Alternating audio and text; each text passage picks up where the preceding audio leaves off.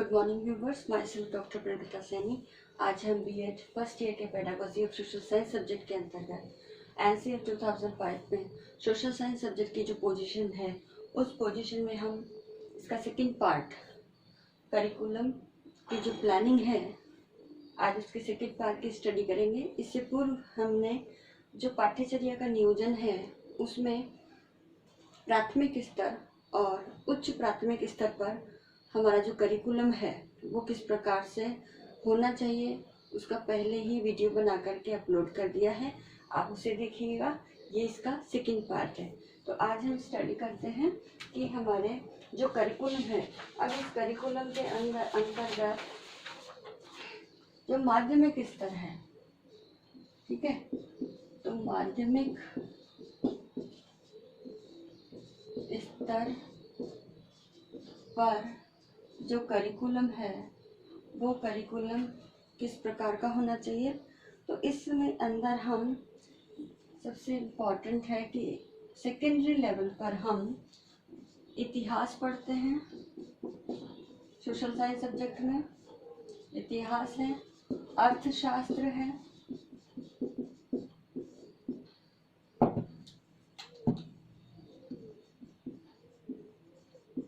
राजनीति विज्ञान है, भूगोल है। तो हम बेसिकली ये जो है विषय, और एक विषय हम और लेते हैं समाजशास्त्र। तो इन जिसमें समाज से संबंधित सारी जानकारी होती है। तो इन सभी सामग्री को, जो अध्ययन सामग्री है, स्टडी मटेरियल, जो सोशल साइंस सब्जेक्ट के अंतर्गत हम सेकेंडरी लेवल पर पढ़ते हैं। अब सेकेंडरी लेवल पर पढ़ते हैं तो उसमें कोर्स कंटेंट क्या क्या होना चाहिए। अब कोर्स कंटेंट उसके अंतर्गत कि भारत की सामाजिक जो सोशल हमारा है और आर्थिक समस्याएं और आर्थिक समस्याओं का जो है गहन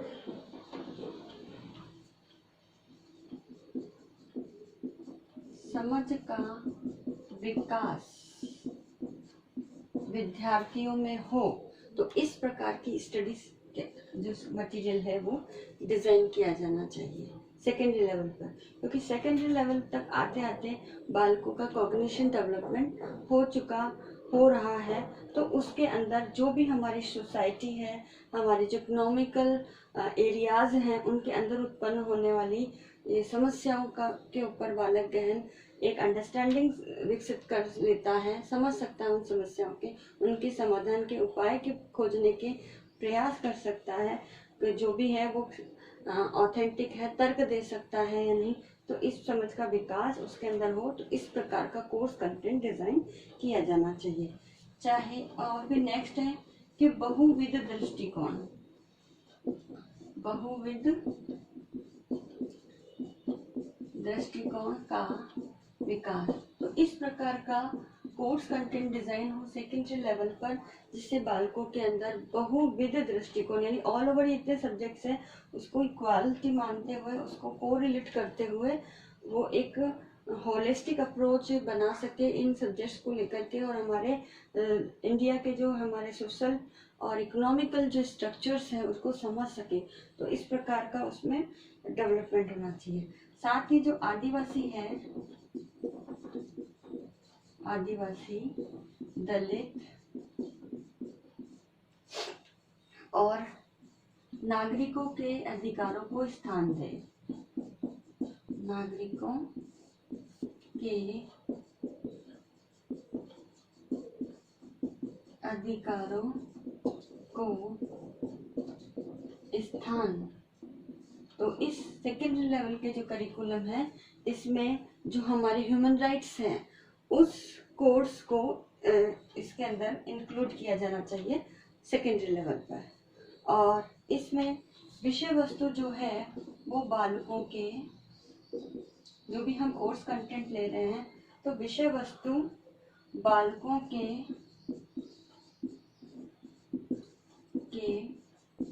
दैनिक जीवन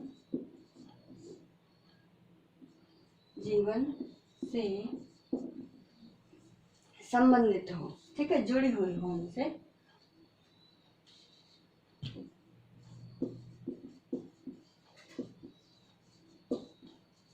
संबंधित हो। तो इस प्रकार के हमें कोर्स कंटेंट डिजाइन करना चाहिए सेकेंडरी लेवल पर। अब हम जब जानते हैं कि सोशल साइंस सब्जेक्ट एक इंटीग्रेटेड सब्जेक्ट है जिसमें ये सारे विषय की स्टडी मटेरियल इंक्लूड होकर के social science subject secondary level पर बनता है। तो अब विषय अनुसार हम जो प्लानिंग है करिकुलम की वो क्या होनी चाहिए, अब हम उसे देखते हैं।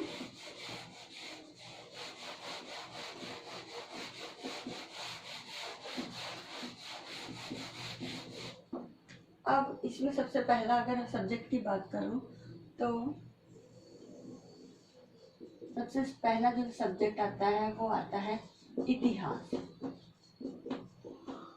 ठीक है। तो हिस्ट्री सब्जेक्ट के अंतर्गत सबसे पहले किन किन कंटेंट को इंक्लूड किया जाना चाहिए। अब वो कंटेंट है कि इसके अंदर जो हमारे स्वतंत्रता संग्राम है, स्वतंत्रता संग्राम, जो भी हमारी आजादी के लिए जो स्ट्रगल हुआ है, स्वतंत्रता संग्राम तथा आधुनिक भारत के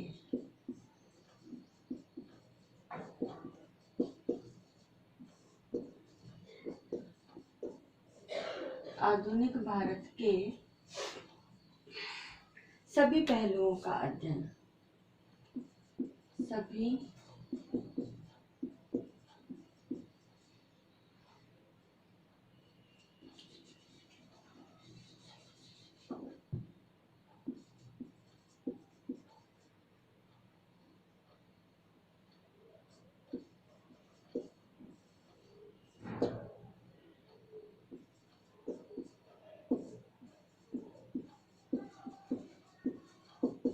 अध्ययन इसके अंतर्गत किया जाए। और सेकंड इसके अंदर जो बात है कि विश्व के अन्य भागों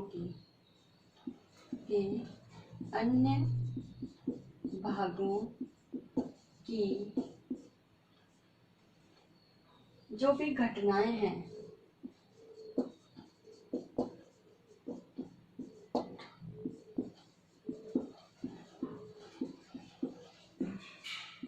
तो विश्व के जो अन्य भाग है उसके अंदर हुई जो भी घटनाएं हैं, चाहे वो क्रांति से रिलेटेड है या शासन सत्ता से रिलेटेड है, तो उन सभी विश्व की घटनाओं का भी स्टडी मटेरियल इसके अंदर इंक्लूड किया जाए।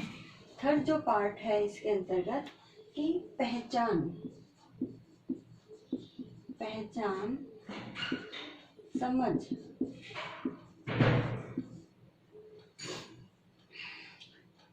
तथा बदलाव और परिवर्तन प्रक्रियाओं की खोज,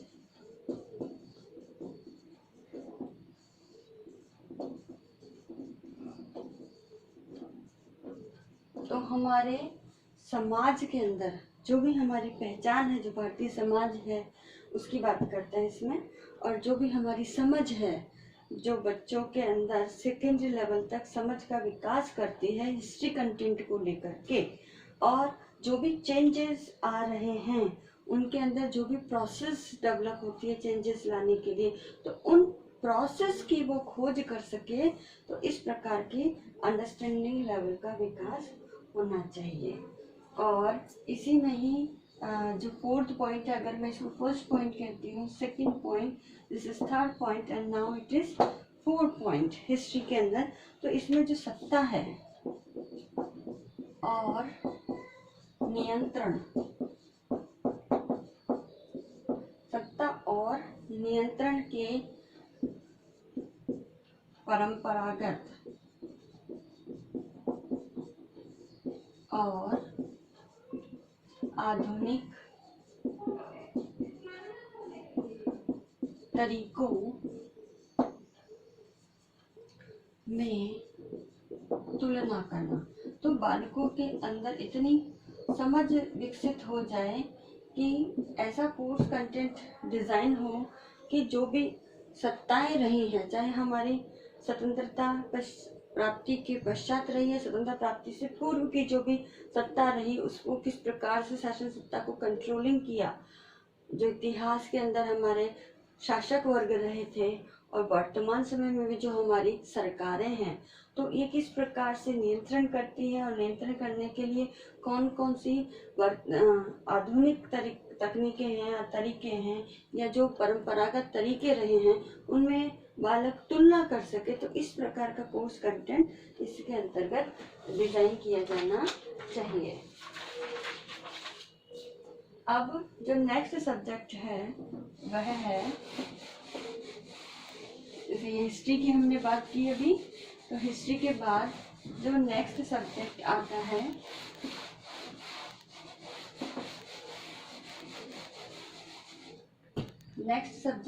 है वह आता है भूगोल। अब इस भूगोल सब्जेक्ट के अंतर्गत सेकेंडरी लेवल पर कौन कौन से कोर्स कंटेंट होना चाहिए, तो इसमें पर्यावरण के विकास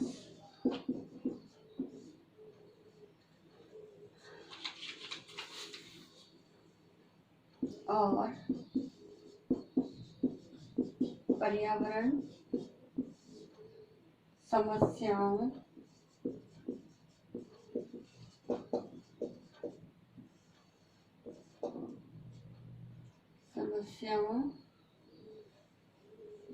के प्रति आलोचनात्मक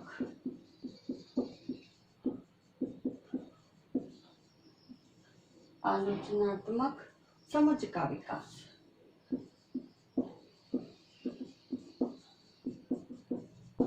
तो ज्योग्राफी के अंदर हम लेते हैं हमारे एनवायरनमेंट को, तो एनवायरनमेंट का जो डेवलपमेंट हो रहा है और एनवायरनमेंट से जुड़ी हुई जो भी समस्याएं हैं उन समस्याओं के प्रति बालक के अंदर आलोचनात्मक समझ विकसित हो सके, तो इस प्रकार का कोर्स कंटेंट डिजाइन किया जाना चाहिए सेकेंडरी लेवल पर। और नेक्स्ट इसमें जो पर्यावरणीय संरक्षण तथा बचाव के उपायों, जो भी हम बचाव के उपायों तथा जो मितव्ययी संसाधनों के जो है तथा संसाधनों के मितव्ययी उपयोग, जो भी हमारे नेचुरल रिसोर्सेज हैं उनके उपयोग द्वारा पोषणीय विकास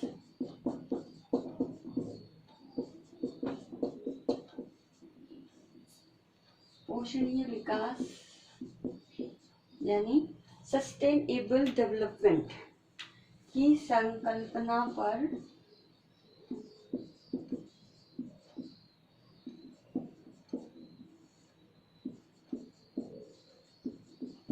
ये सब अंडरस्टूड है कि हम ज्योग्राफी के अंदर हम एनवायरनमेंट को पढ़ रहे हैं, तो आलोचनात्मक शक्ति के साथ साथ हमारा जो एनवायरनमेंट है उसको प्रोटेक्शन करने के लिए, उसको सेव रखने के लिए जो भी मेथड्स है, जो भी हमारे नेचुरल रिसोर्सेस हैं उनका किस प्रकार इकोनॉमिकली हम यूज़ कर सकें ताकि हमारा सस्टेनेबल डेवलपमेंट हो। तो सस्टेनेबल डेवलपमेंट का मतलब है जो नेचुरल रिसोर्सेस आज की पीढ़ी यूज़ कर रही है उन्हें भावी पीढ़ी के लिए भी बनाए रखना सस्टेनेबल डेवलपमेंट यानी पोषणीय विकास कहलाता है। तो इस कंसेप्ट पर बल दिया जाना चाहिए। अब नेक्स्ट जो सब्जेक्ट आता है वो आता है राजनीति विज्ञान। तो राजनीति विज्ञान के अंतर्गत अब जो कोर्स कंटेंट है वो कैसा होना चाहिए, तो इसके अंदर हमें भारतीय संविधान के दार्शनिक आधार,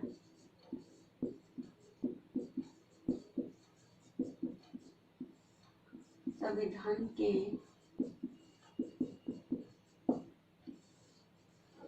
दार्शनिक आधार, समानता, जो हमारे संविधान की विशेषताएं हैं, समानता, उदारता,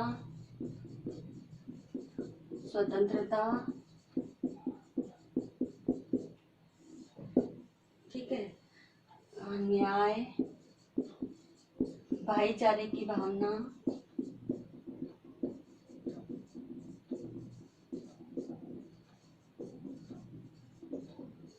भाईचारे की भावना, धर्मनिरपेक्षता,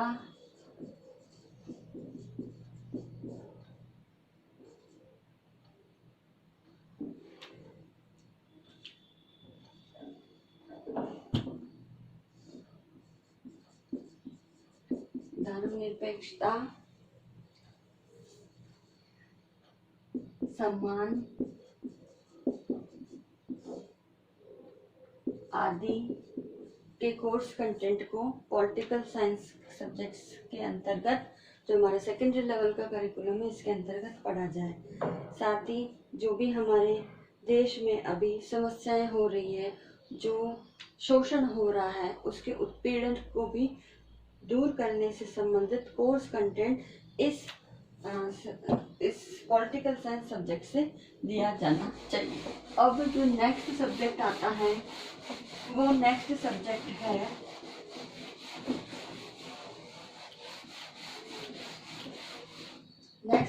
आता है अर्थशास्त्र। तो अर्थशास्त्र सब्जेक्ट के अंतर्गत हमें पाठ्यचर्या का नियोजन सेकेंडरी लेवल पर किस प्रकार से करना चाहिए, इसमें विभिन्न जो भी लोग हैं, विभिन्न लोगों के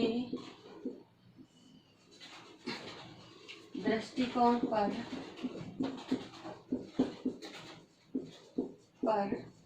चर्चा। तो ऐसे कोर्स कंटेंट पर अर्थशास्त्र विषय के टॉपिक्स लिए जाएं जिस पर विभिन्न लोगों ने अपने अपने दृष्टिकोण दिए हो, तो सेकेंडरी लेवल पर इसको इंक्लूड किया जाना चाहिए। अब आता है उच्च माध्यमिक स्तर पर। तो जो उच्च माध्यमिक स्तर है, अब इस उच्च माध्यमिक स्तर पर जो पाठ्यचर्या का नियोजन है उसमें क्या क्या बातें होनी चाहिए। अब चूंकि ये उच्च माध्यमिक शिक्षा हमारा औपचारिक विद्यालय शिक्षा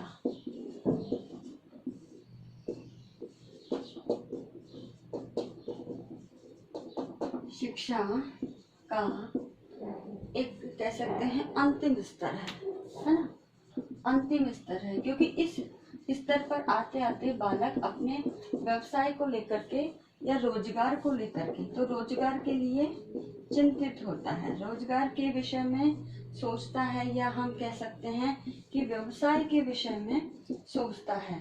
तो इस लेवल पर हमें व्यावसायिक शिक्षा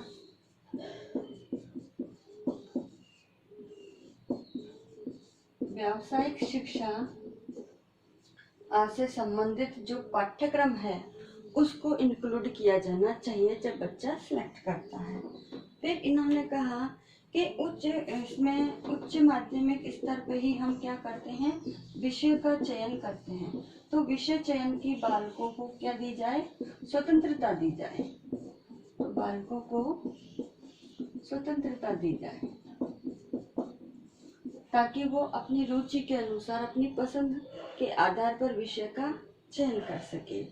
और सामाजिक विज्ञान में मनोविज्ञान है, समाजशास्त्र है, इतिहास है, अर्थशास्त्र है, राजनीति विज्ञान है, भूगोल है आदि, दर्शन शास्त्र है, इन सभी विषयों का हम उच्च माध्यमिक स्तर पर स्टडी करते हैं। यानी अब 10th तक तो हम सोशल साइंस सब्जेक्ट को पढ़ते हैं, लेकिन 10th के पश्चात variety of branches social science subject की निकल जाती है और जिसे हम सेकेंडरी जो हायर सेकेंडरी लेवल पर पढ़ते हैं। ठीक है, तो ये तो हो गया हमारा सामाजिक विज्ञान विषय के अंतर्गत हम पढ़ते हैं।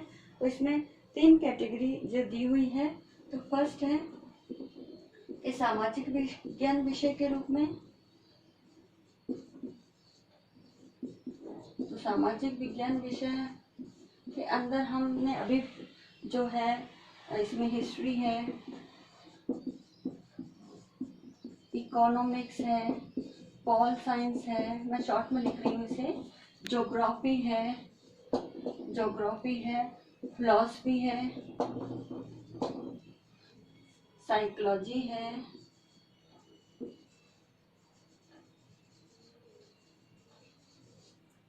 ठीक है, सोशियोलॉजी है। हम इन सब्जेक्ट्स को पढ़ते हैं। इसी के साथ इसमें सेकंड आता है, विषय के चयन की जब बात आती है तो सेकंड आता है कॉमर्स यानी वाणिज्य विषय।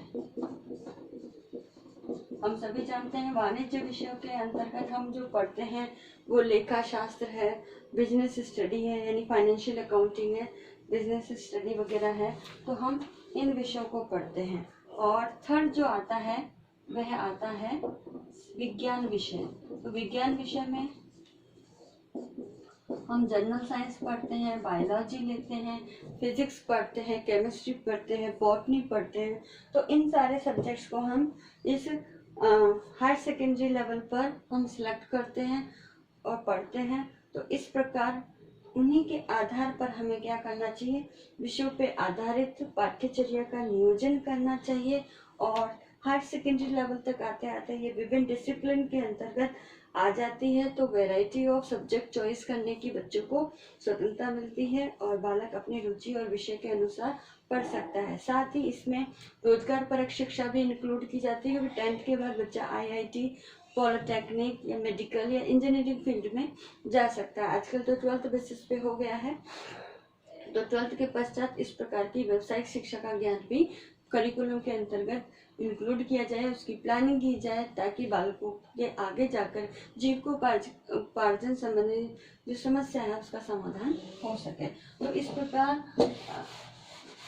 सोशल साइंस सब्जेक्ट के अंतर्गत जो करिकुलम नियोजन है उसके अंतर्गत आज की वीडियो में हमने सेकेंडरी लेवल और हाई सेकेंडरी लेवल पर जो स्टडी की, ताकि इसी के और आज का असाइनमेंट, इस असाइनमेंट में हम आपको एक क्वेश्चन देते हैं। इसमें पाठ्यचर्या के नियोजन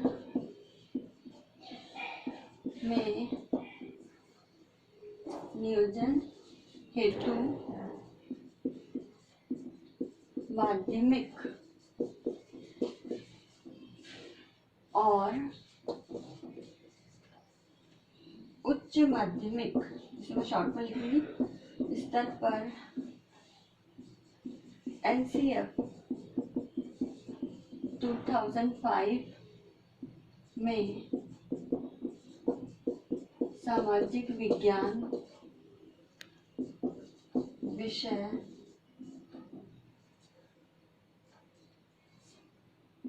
हेतु क्या अनुशंसाएं